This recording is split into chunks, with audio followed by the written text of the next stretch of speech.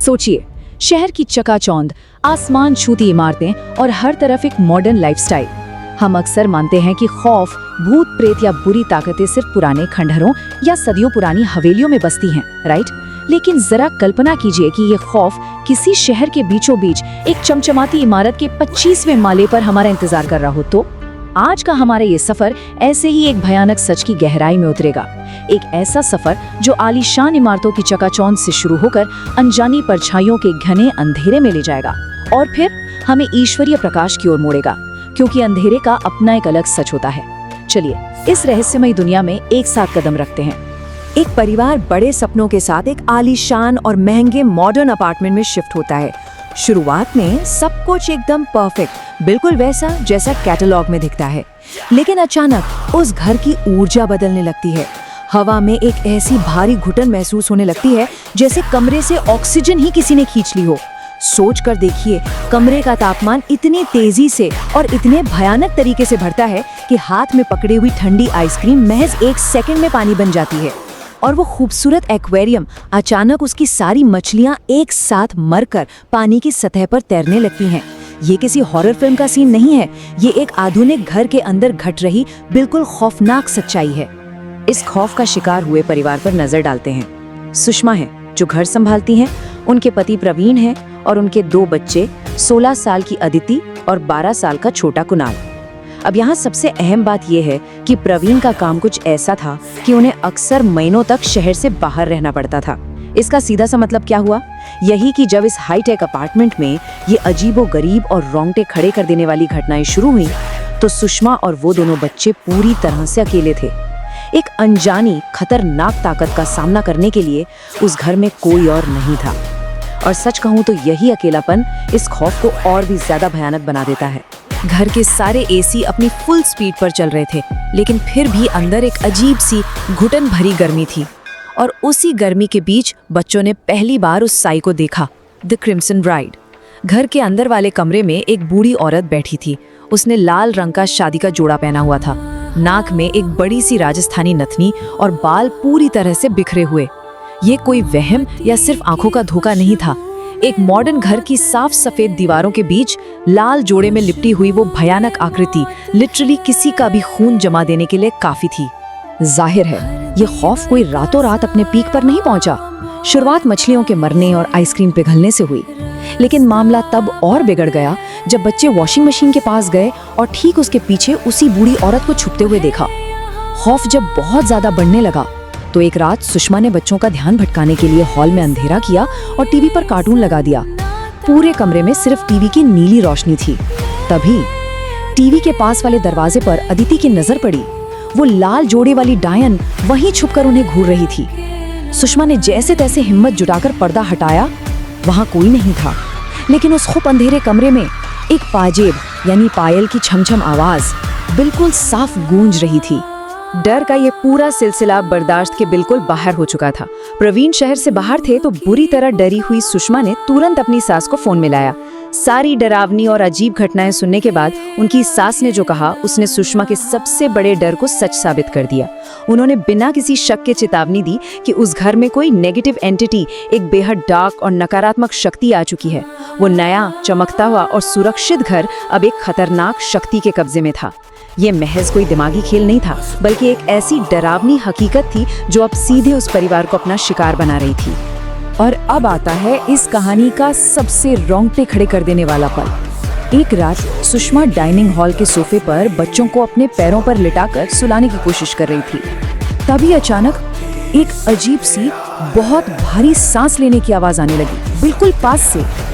जैसे ही सुषमा ने अपनी आंखें खोली और अपने पैरों की तरफ देखा तो वहां अदिति और कुणाल नहीं थे।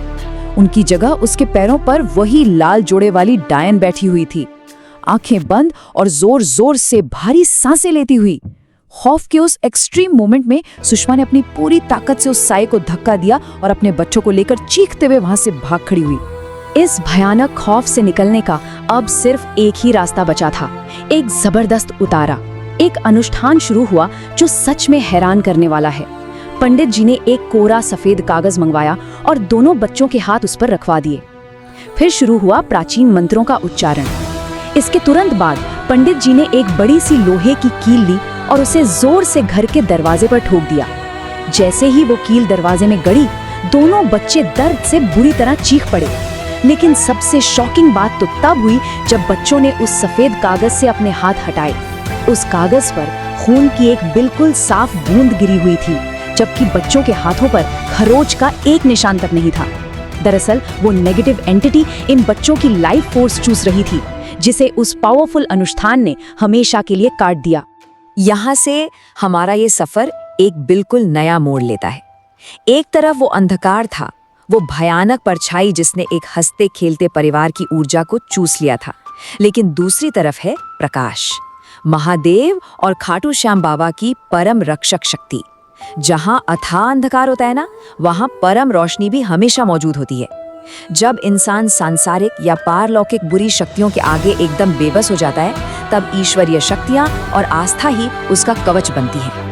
अब हम खौफ की इन अंधेरी गलियों से बाहर निकलकर चमत्कार और परम शक्ति की उस शांत दुनिया में प्रवेश कर रहे हैं, जहां सच्ची भक्ति हर डर, हर श्राप को मिटा देती है। हर हर महादेव, जय भोलेनाथ। ईश्वरीय हस्तक्षेप यानी डिवाइन इंटरवेंशन, ये एक ऐसा चमत्कार है जहां सच्ची आध्यात्मिक भक्ति एक अभेद्य ढाल बन जाती है।